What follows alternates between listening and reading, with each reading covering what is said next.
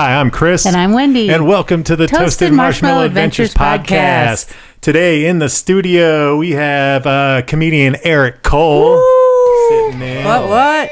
Hi. Say hello. Now, we just met Eric today from a social media post. So, yeah, it's cool. We're just getting to know him, too.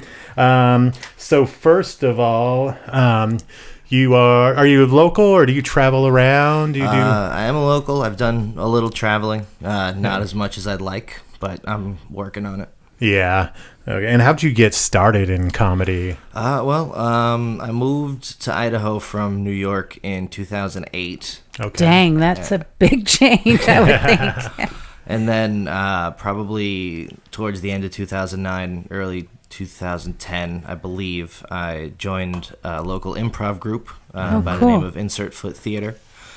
Because I'd always wanted to do comedy, but I wasn't sure. And you didn't do it in New York? No. Wow. I hosted a couple of shows when I was in my very early 20s, and but it didn't pay. Mm-hmm. So I kind of had to put it on the back burner just for financial reasons. But then I moved here, and I ran into one of the guys who ran the group at the time, and asked him how I would get involved, and he just invited me to come to a rehearsal, and I hung out, and a couple months later I was in the shows. And, cool. Yeah, and then I had a couple years after that, probably around 2012, I think March 2012, I had a Wednesday night off, and a rare Wednesday night off, so I went over to Liquid for the open mic and tried that. And, how'd it go? It went well. I didn't tear the house down, but it wasn't terrible. You wouldn't consider it a bomb or anything? No. And so I thought, okay, well, I've shown myself that I could be funny without any preparation. Just kind of off the top of my head. And so I was like, I could probably do this. And almost 8 years later. Oh my gosh. Here we are. So you did your first open mic with no prepared material? No. I had some prepared jokes. I think one of the first jokes I wrote was, so I was at the grocery store and I noticed that they have triple stuffed Oreos now. Why is this necessary? We don't need that many layers of cream. I feel like eventually what's going to happen is America is just going to break off from Canada and Mexico and sink right into the ocean. From our Oreo consumption. Yeah. It's from everybody getting so fat. Yes. But yeah, and that went well, so I kept going back, and here I am now, a few years later, and I've worked with Jay Moore, Tom Green, dang. Chris Kattan. Just recently came to town. Chris Kattan was just here. And we missed the Tom Green show. We had tickets, and he ended up in the hospital. Yeah. Oh, no. Yeah. So we missed some awesome stuff. I almost died over the summer. Yeah. Oh, wow. Is what happened. my colon burst. Yeah, we had tickets to Tom Green. Mm-hmm. We missed that show. We had tickets to Theo Vaughn. We missed that show. Impractical Jokers. Practical Jokers in Tacoma. Yeah. We missed that show, too. Oh, no, I'm sorry. So we just bought tickets to Mark Normand in August in Salt Lake City. Yeah. And we're fingers crossed. Yeah. Keep yourself in shape, man. Exactly. Yeah.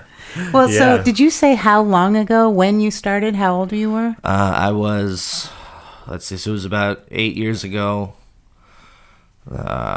So 28. 28. I think when I started doing stand-up.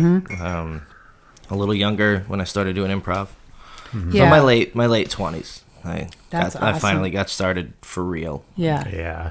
Now, I've noticed, now with Wendy and I doing this podcast and having our social media and our website, you kind of think of everything as, content to put out. Do you kind of look at everything as, is this a potential joke? Yeah. Yeah. It's interesting the way being a comedian kind of You look shapes... at the world differently, right? Yeah, it kind of shapes your interactions with people and the ways that you, kind of, look at things, generally.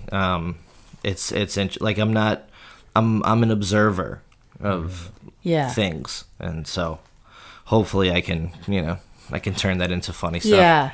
Yeah, definitely. Weird stuff goes on all the time. Yeah. Now, on that, now most comedians that we've listened to have had some sort of trauma or tragedy in their lives.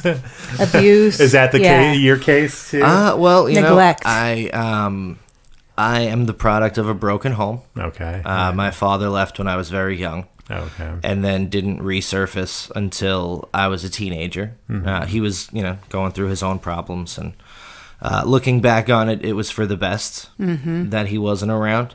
Yeah. Because I didn't have to witness any of the, stuff that was going on. But yeah, I mean, it's not a woe is me tale. Mm-hmm. But I think it probably shaped some of I would think so. Who you my are. ability and humor and whatever. Mm-hmm. Yeah, definitely. So your dad's in the picture now? Yes, yeah. Now that I'm older and we have a much better relationship. Oh, that's good. He actually came to visit a couple of years ago. So that was nice. He got to meet his grandson and his grandsons, rather, my sister's son as well.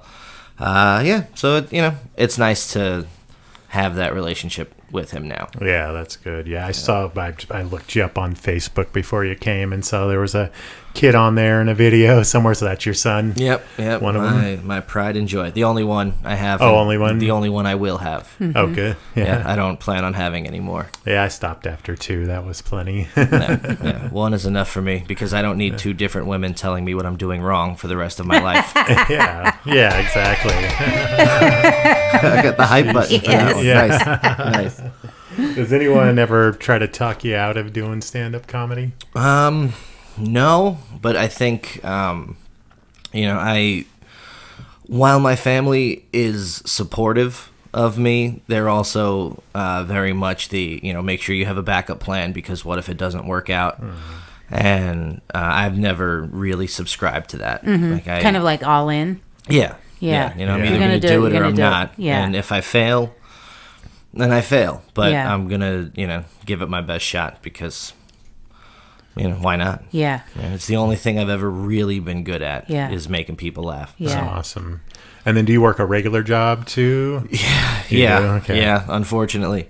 She's laying right on the cord to your headphones. That's okay. I didn't even notice. Her foot.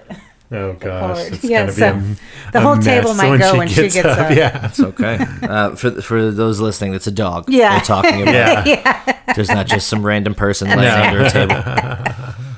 That'd make this even weirder. Yeah, and then I think when I was a kid, so after my father left, my mother, sister, and I moved in with my grandparents, and it was my grandparents, my uncle, my mother, my sister, and myself in an apartment in Brooklyn.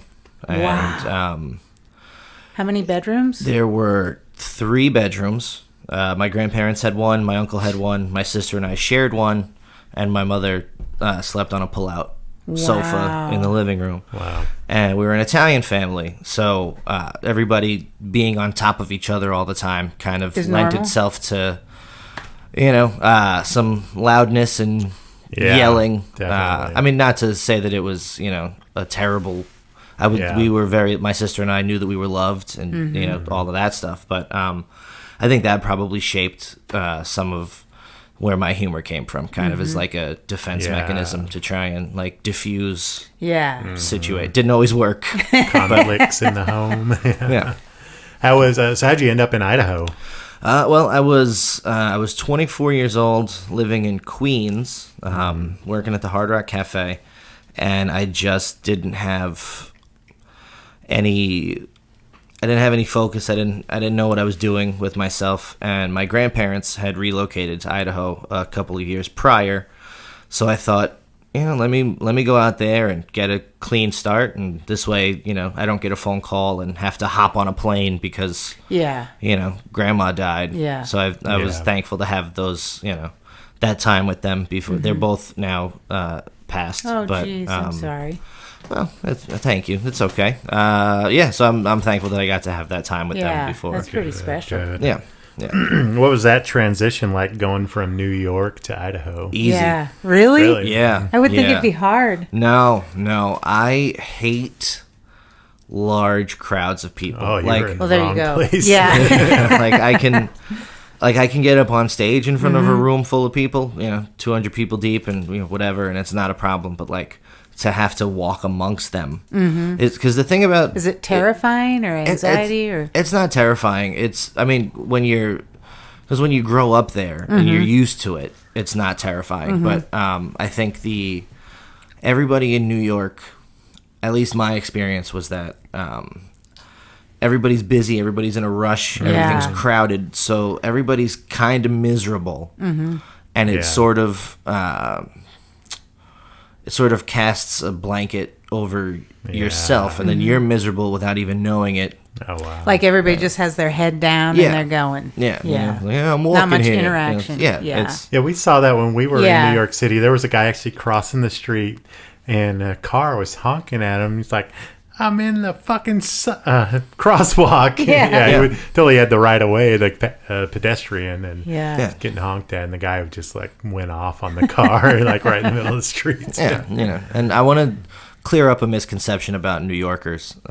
People think that we're rude or whatever, but it's not. We have somewhere to be. We gotta go, and we don't have time to.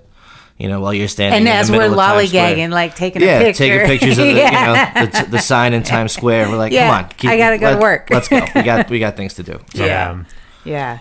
Now, how it kind of seemed to me in like New York City that, like where you lived, like your block or whatever, that's kind where of you find your whole world, kind of everything. Is dry that cleaner, how it was? There's grocery store. different neighborhoods, and you have your Italian neighborhoods and your Jewish neighborhoods and the black neighborhoods and things like that, and it's just I guess from in the beginning when things formed and people, and the cost of living. Oh, astronomical! I'm sure. It's insane. Like people ask me, they go, when are you gonna come home? When are you gonna come back? And I go, when Lorne Michaels is signing my paychecks. Yes, right. Yes. That's when I'll move back to New York, because then I'll be able to afford it. Exactly. And it's just ridiculous. Like everything is so expensive. So is it a dream of yours to be on SNL? Oh yeah, always. Yeah, and that's always been my goal. I don't know that I'll get there, but maybe one day we'll see. What do you think of the Shane Gillis firing? I think Didn't he say that on his podcast? Did he say the slur? Yes. Yeah. So, he said it on his podcast, and I just think you have to be more careful in this day and age. Like it's one thing for. I didn't even hear it. Did it come off funny, or was he trying to? No, does it seem like he's trying to be funny? I don't think so. Yeah. Personally, but I mean, I could have misjudged it myself. I don't know him personally, so I don't know. But I just think that in this era of everybody's always watching you, and like you were saying before with putting out content and things like that, like it's one thing if you're a Dave Chappelle who's an established comedy star, who's had TV shows and movies and things like that, but for some unknown stand-up in New York, you have to be a little more careful, especially in these times when everything is under a microscope. Oh yeah, like just don't say cancel it. Culture. Just don't say it. It's not hard to not be an asshole. Yeah, it's kind of interesting. The more famous comics can get away with more. Saying a little bit racier because stuff. They've got an established fan base and people who are going to go see them regardless, so they don't have to worry that they're going to get quote unquote canceled or whatever. They already have a career. And exactly. If they get a little bad press, they'll still move on. Dave Chappelle doesn't ever have to tell another joke, and he's set for life. So it doesn't matter. It doesn't matter for him. He can say what he wants, and people are either going to like it or not. But for the one guy unknown, I had never even heard his name until they announced that he was on the show. You can't. You have to be more careful. You want to be an asshole in your personal life? That's fine, but don't record it for everybody to hear. Right. When anybody at any time can find a tweet from 10 years ago and ruin you. It's crazy these days. So do you do a lot of open mics?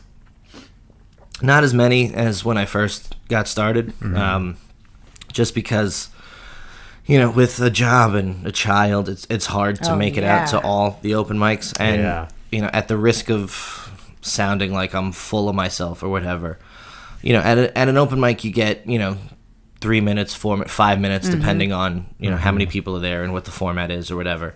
And I feel like there are a lot of comics who need the time, whereas I work enough that if I have an idea or something I want to work on, I can throw it out in a 10-minute set or a 20-minute set and kind of work it out that way. Yeah. So I don't need to take the time away from somebody who needs the time. Yeah. And again, I'm not trying to, sound like I'm bigger than an open mic, because if I get an idea that I absolutely have to share with somebody, I'll be there. Right. But I'd rather prioritize, spending time with my son and doing those kinds of things. Yeah, definitely. Yeah. So when you're writing jokes, do you first, does it start off with kind of a funny situation and then you build off of that, or do you take just a mundane situation and try to make a joke out of it? Well, it's hard to explain, and I hate saying this because I feel like it's pretentious. But like you've heard people like Michael Jackson and John Lennon and people like that say, the songs come through them. Yeah. And that's kind of how it is with me when I'm like thinking of jokes or whatever. Not, I don't know how to say it so I don't sound like a pretentious asshole, but I don't generally write things down. Okay. I just kind of get an idea and swirl it around in my head and see how it goes. Or I'll put it on Facebook or like Twitter.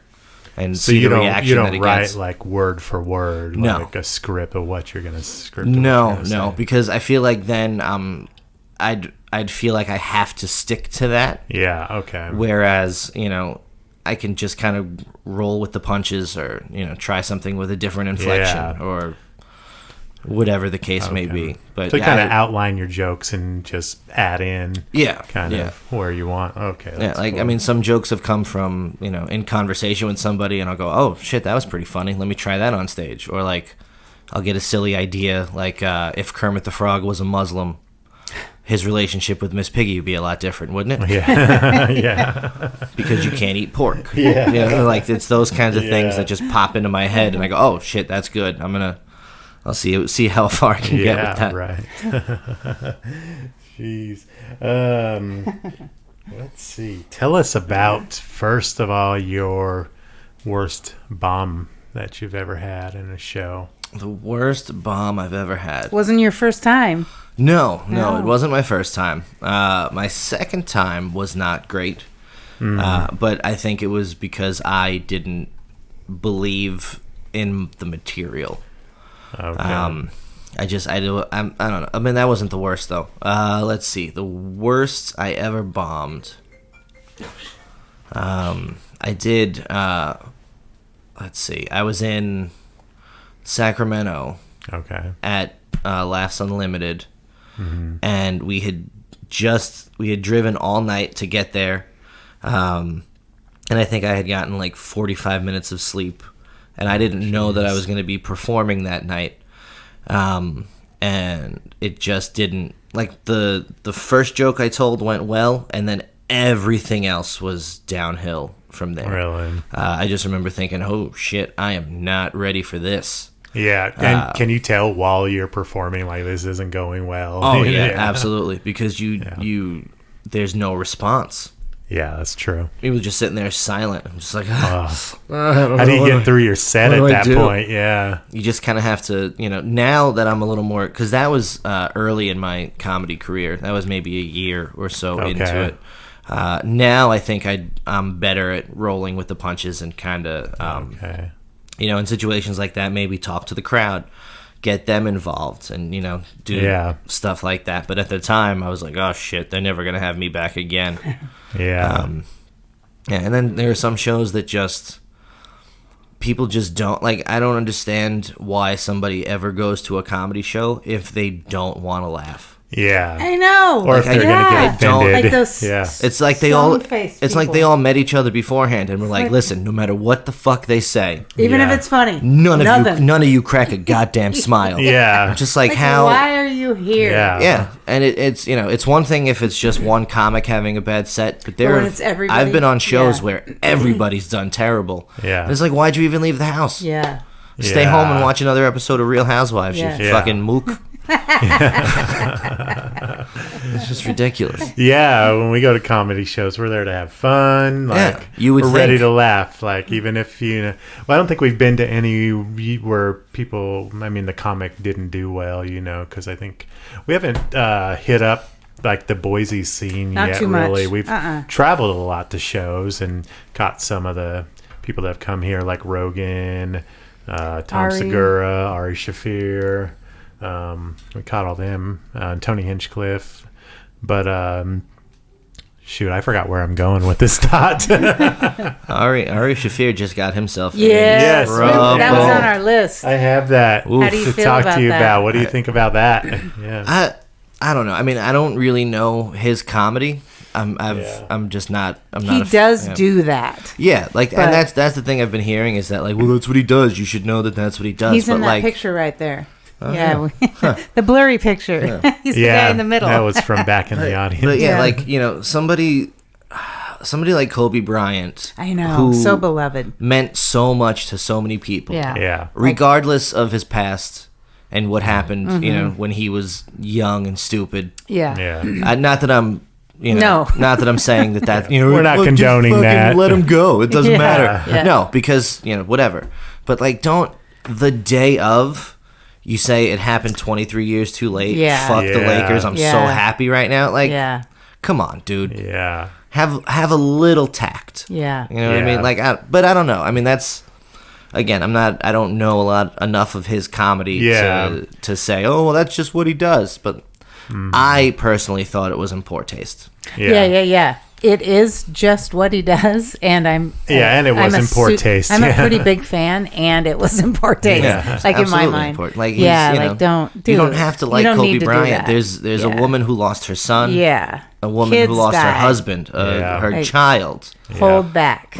Shut up, dude. Nobody needs to hear your fucking hot take on how much you hate Kobe Bryant. Now, there are memes going around about a Kobe steak burnt. Have you seen that? No. Oh, maybe you could look it up. It's like a meme of a Kobe steak burnt. Oh, jeez. Yeah, I heard it on a podcast. But it seems like it's more gauged to funny. Still maybe inappropriate and too soon. Yeah, but that's one thing. But to say this is a great day or whatever it is that he said. And 23 years too. Come on, dude. Yeah. He's a multiple time NBA champion. He's got charities. You're gonna get steak if you just. Sorry. Wait, what kind of Kobe steak meme? That kind of steak? But it's like a play on words. Okay, see, there are memes. Okay. Kobe beef is an overrated type of wagyu. It has to do with them being burnt. Okay. Because of the helicopter. I'm going to add burnt to this search, but even that is, it's, whether or not you like Kobe Bryant, there are real people who were affected by this. Yeah. There are children who don't have their father anymore. Exactly. Fucking. And his did not seem like a joke to me. That's what. Yeah. Yeah. Exactly. Yeah. And that's the thing is that, comics will be like, oh, I was just joking. Yeah. I was just no, you weren't, dude. Yeah. No, you weren't. Yeah. We all know jokes. It's what we do. And I think he did say he was trying to get more. When he noticed that when he posts stuff like that, he get more followers or people, Of course. Yeah, I'm sure. It's all about, shock and whatever. But publicity is good publicity. Publicity. I don't know. I personally found it in poor taste, but that's just one man's opinion. He's obviously, infinitely more successful than I've ever been, so maybe he's doing something right. I don't know. He just got dropped by his agency. Maybe not now. That's the fucking chance you take. I know. You have to be careful. Yes. Yeah. Definitely. I was like, then what? He's a comic. Did he save money? I don't think so. I don't know. Yeah. Okay, so tell us about your best gig ever. You were everything's on fire. Clicking. Oh, man. You killed. Felt like a rock star. The let's see, the Jay Moore, Tom Green. Oh yes, we need to hear about Chris that. Kattan. I think were all some of my best. So did you open for them? I did. With Jay Moore, I hosted. Tom Green only wanted one other comic on the show, and I got that. Oh, cool. And then with Chris Kattan, I did guest spots all weekend. Mm-hmm. So that was fun, and I had some really good sets those nights. There was one show maybe a year or so ago, probably late 2018.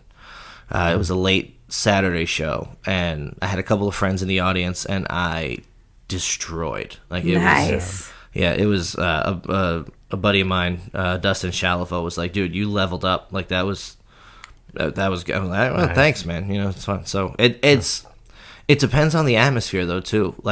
Somebody going to see a Jay Moore or Tom Green or Chris Kattan, they're ready. Because this is somebody I've seen on TV. Yeah. So they're ready to have a good time. So all you have to do is not suck. Yeah. and you can be fantastic. Yeah. So those were that, and that's in a fun atmosphere with 200 people in a room. It's hard to do badly. So did Tom Green have a good turnout? Oh yeah. Oh, did he? Yeah. And Tom Green was so nice. Really? He was. Yeah, it was a lot of fun working with him. And is his set pretty funny? Because I've actually never seen him do stand up. I've seen him on TV. He was podcasts. Pretty good. Yeah. He didn't bank on the I'm Tom Green. Mm-hmm. Oh, that's good thing. I mean, he mentioned Ken Jeong. Yeah. He mentioned a couple of things. He did a thing about Freddy Got Fingered, where he said he said that people have said it's the worst movie of all time. But go ahead and shout out a couple of quotes from the movie, and everybody in the audience had something. And he went, "All right, now for contrast, somebody quote a line from the Academy Award-winning movie The English Patient." Yeah. And nobody could. He's like, Exactly. So maybe it wasn't that bad. Exactly. But yeah, no, he was great. I had a great time working with Tom Green. Yeah, he was a lot of fun. Yeah, I'm bummed we missed that show. We had tickets and everything. Yeah. That sucks. So you said one of your goals is to be on Saturday Night Live. Yes. Anything else as far as your comedy career goes? I don't necessarily need to be a household name. I just want to be able to pay my bills and support my son. Yeah. Just telling jokes. Comfortably. I don't want a 9-to-5 job anymore. Does traveling pay at all, or are you breaking even? I think it depends. Yeah. So last year I went to Oregon to do some shows with Dave Mancarelli, and I made more than I spent. Oh, so that's a good thing. I mainly just spent money on gas, and they paid for the hotel room, and they bought you food. Yeah. Oh wow. Yeah. Nice. So it was a good experience, and it wasn't that far. Yeah. So it didn't cost me $100, $200 in gas to get there. But I definitely made more money than I spent to get there. But I mean, I don't know that that's the case all over. Yeah. Because I haven't. But you're also getting your name out. You got to go and Yeah. That's what we're finding lately. Getting our name out everywhere, linking everything together. Yeah. We are linked. Oh, it gets confusing at times. It does. Where you're like, is that Facebook, Instagram, is that me our talking, website, or is that Marshmallow? YouTube? Yeah. Where are we? It gets confusing sometimes. Do you have any crazy stories of comedy gigs you've done? Anyone you love or don't like working with? I don't know that I've not liked working with anybody. I mean, I can generally get along with whoever. I think there was one time I was just at the Steve Hofstetter show, the first time he came to town. I was just there. I wasn't on the show. I wanted to see the show because I'm a fan of his. And this woman wouldn't leave after the first show was over. Oh, really? And I think she was having some kind of an episode. Oh. Or something. She just wouldn't get up. She kept saying she was waiting for her husband who wasn't around, and like we had to get police involved, like to remove her from the building. That's probably the craziest thing I've seen doing comedy. She probably ended up at my work then, maybe. I work at Intermountain Hospital. Okay. So yeah, maybe. I don't know. We may have seen her. I don't know what happened, but and then I was talking to Steve about it, and he was like, "Oh, I thought you were working," and I wasn't working at Liquid at the time. I do now. What was I? I might have been. I know. The days and the years all kind of roll together. But he's a nice guy, Steve Hofstetter. Yeah. People, I've heard people complain about him and whatever, but I don't know. I had a pleasant interaction with him. I mean, not to discount anybody else's experiences, but... Who's that roller derby guy? Chris used to play roller derby. And roller derby guy? Yeah. That comic? I was going to see if he knew him. No, he did a roller derby joke because he was kind of hanging out. Played... Oh, he watched roller. Oh, you're talking about my old teammate, Kalen Neston. I think he does some open Kalen, yeah. Oh, okay. Kalen, yeah. Yeah, I like he used to Kalen. play on my roller derby team when I played, yeah. Nice. I like Kalen. I don't see him as much as I'd want to, but he's definitely gotten funnier. Yeah. Since nice. but we all do. Yeah, I mean, at least those of us who actually want to, do this, progress. And he's come along quite nicely. Oh, cool. Yeah, he works at Intermountain now, too, in the cafeteria. Yeah. That's how I've seen him recently. I think he's going to come on the podcast at some point. Cool. Yeah. Nice. So that'll be cool. You know what we have next? Okay, so we do segments on this show. This next one, hold on, is Uppercuts. So this is word association. Okay. And most of these words were picked specifically for you. A couple of them weren't. There's random words. So first thing that comes to your mind in Uppercuts, word association. First one is animals.